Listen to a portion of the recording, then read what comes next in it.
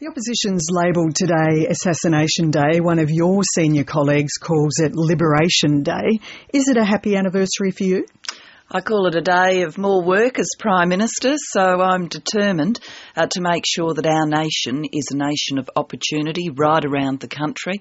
I'm travelling today to Western Australia, of course the state central to the resources boom our economy is seeing now. The resources boom's a good thing, but I want to make sure we manage this phase of economic growth so we see opportunity right around the nation. So that's my focus today and my determination each and every day I do this job. Your party's primary vote, though, is down to 27%, and that's a terminal figure for a government. There are some in your party that are predicting worse polling to come. Why is it so bad? Well, I don't comment on opinion polls, Sabra, but I understand we're in the middle of some tough reforms, and as we work our way through those tough reforms, I'm not surprised that that is causing some anxiety in the community.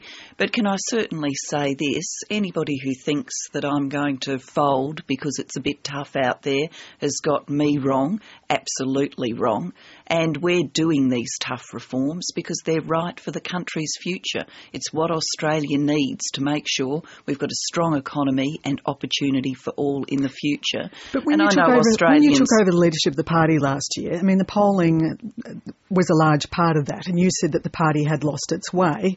Your polling figures now are worse than what Kevin Rudd had at the time. Isn't he right to feel miffed about that? Well, I'm not agreeing with the premise of your question, and the important thing is delivering a plan that gets us to a better future for our nation. That's what I'm determined to do. So I'm doing these things because they're right for the nation's future. They are huge reforms. I believe Australians can change, that we're up to making major reforms together in our economy and in our nation. But of course, day after day, people are being invited by the opposition to believe that we're not up to tackling the big reforms. I'm not surprised there's Kevin anxiety Rudd was tackling those there. big reforms too. He was tackling the big reforms that you were talking about as well, and he had bad polling figures. Isn't he right to feel, what on earth, why should you be given a reprieve and he wasn't? Well, Sabra, this is about delivering a vision for the nation's future, and you're inviting me to get on the political analysis side. I'll leave that to the commentators.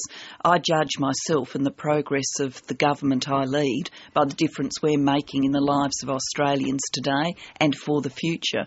That does require us to engage in and explain the big reforms in a context where the opposition each and every day invites Australians to believe they're no longer up to big reforms. Well, I'm not going to put this nation's future in the too hard basket. We're going to get this done. And yes, it's tough. And yes, it's got consequences in the political debate that people see and reflect on. But it's not the political debate in that sense that's happening today or tomorrow that concerns me. It's what's happening in the future of this country next year, the year after that, having jobs, having opportunity for all, tackling the big challenges like climate change. But on your own record, in the weeks before you became Prime Minister, you said a leadership challenge was absurd. During the campaign, you said the idea of doing a deal with the Greens was ridiculous. And on the carbon tax, that you said there'd be no carbon tax under a government you led. In terms of what you say and what you do, there is a huge disconnect, and voters appear to be very disappointed. Well, what I'm saying is what I'm doing. I'm saying the nation needs to tackle the big challenges of the future. Climate change, we've got to get on with this job. It's big, it's tough, it's a major economic transformation. I understand it's causing anxiety, but to be the kind of country we want to be in the future, with the environment we want and the strong economy we want, we've got to get on with the job and price carbon. So what I'm saying and what I'm doing, exactly the same. Internal Labor Party research leaked to Fairfax this week suggests that people haven't forgiven you for the way that you became Prime Minister, and they haven't forgiven you for the broken promise. Why not just say sorry? I've explained, of course, to the Australian people that I never meant to mislead anybody during the last election campaign about carbon pricing. I said during the course of that election campaign, I believe climate change is real, and I do. I believe the best way of reducing carbon pollution is to put a price on carbon. But why can't you just say sorry? Well, I've always thought the best way of putting a price on carbon was a cap and trade scheme where you cap the amount of carbon pollution coming coming out of your economy, and we're going to get there, Sabra.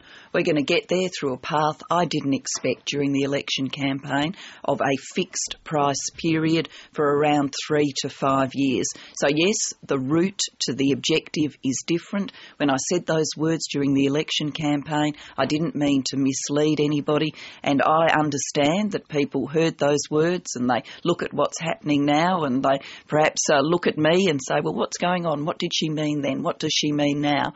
Well, what I meant then and what I mean now is climate change is real. We're up to tackling it. We're a nation that can tackle the big reforms. The big reform we need to reduce carbon pollution is to put a price on carbon. Do you think that those same people would be saying all of that, but also why can't you just say sorry? Well, I think the best thing I can do is explain my words, and I've just done that.